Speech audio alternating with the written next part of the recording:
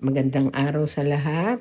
Ito yung isa sa menu ko sa aming pagsalubong sa New Year 2026. Ayan. Ang aming shrimp with bok choy. Dapat patola yan eh. Kaso natulog yung aking inutusan na kumuha ng patola. Kaya hindi niya napitas yung aming patola. So susunod na araw ko na lang lulutuin yun. Request kasi ni mother na magluto ako ng hipon. Kaya yan.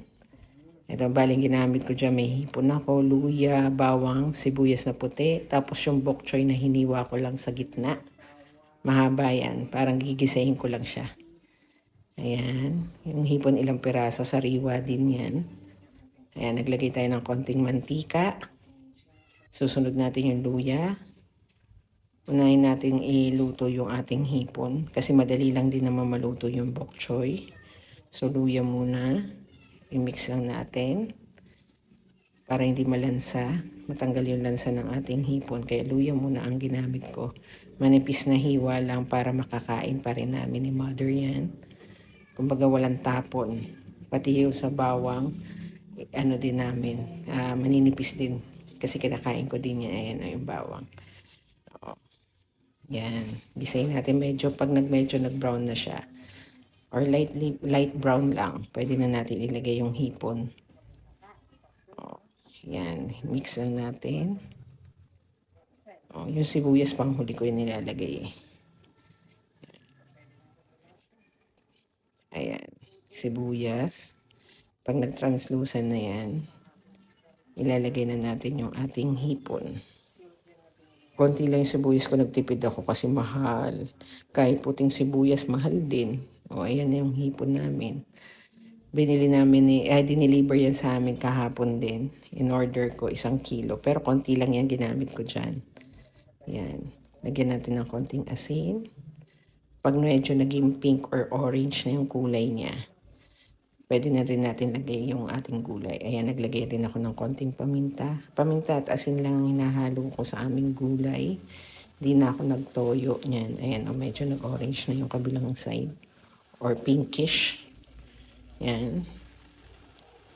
Pagka ganyan, pwede na natin ilagay yung ating gulay. Kasi maluluto pa naman yan. Lulutuin din natin yung gulay na bok choy. Next ko na dyan yung ihulog yung ating bok choy. Yung lang panimpla ko, asin at saka paminta. Yan. Hulog na natin yung bok choy. Pati bok choy, ilang piraso lang yan. Ilang, 5 lang yata yung gulay na yun na bok choy na buo. Hinati ko lang. 3 lang naman kami kakain eh. So, tinakpan natin para maluto. Tapos, ayan, naglagay ako ng butter. Mga konting butter to, para maging creamy. Tapos, konting honey. Para balanse yung alat at saka tamis. Actually, hindi naman siya matamis eh. Para lang malinamnam yung gulay ko. Kaya nagustuhan ni mother yan kasi may butter at saka konting honey. Ginamit ko yung honey na bigay sa akin ng pinsan ko. O, di ba? Ang dami nang pinagamitan ng honey. Gamot din namin ni mother yon. Doon sa ginawa kong lemon honey, garlic, ginger, and onion na parang namin, antibiotic. Ayan. Malapit na maluto yan. Ayan, konting pa. Kasi medyo pa yung gulay natin. Medyo matigas, maputla pa. Kailangan medyo luto din yan kasi ayaw ni mother ng hilaw na gulay. Ayan na. Final look na yan. Final touch. Yan, nakikita nyo simmering na. At saka parang yung kulay niya, nalusaw na yung butter. Kaya yan, tingnan nyo, malasa ng tingnan. Medyo creamy and konting honey. Ayan na, sa gitna nga, meron pang, may butter pang konting, may konti pang natirang butter. Ayan. Tingnan na lang natin. Ang ganda ng itsura pag fresh yung hipon eh. Hindi naglalasog-lasog yung ating ulo ng hipon. Kaya sabi ni mama, fresh. Kahit na chilled yung binili namin. Hindi na kami bumili ng live na hipon kasi mas mahal ng 100 pesos yun. Eh, konti lang naman ang diferensya. Doon na tayo sa chilled. Chilled na lang. Total naman, ayoko rin humawak ng buhay na hipon, no?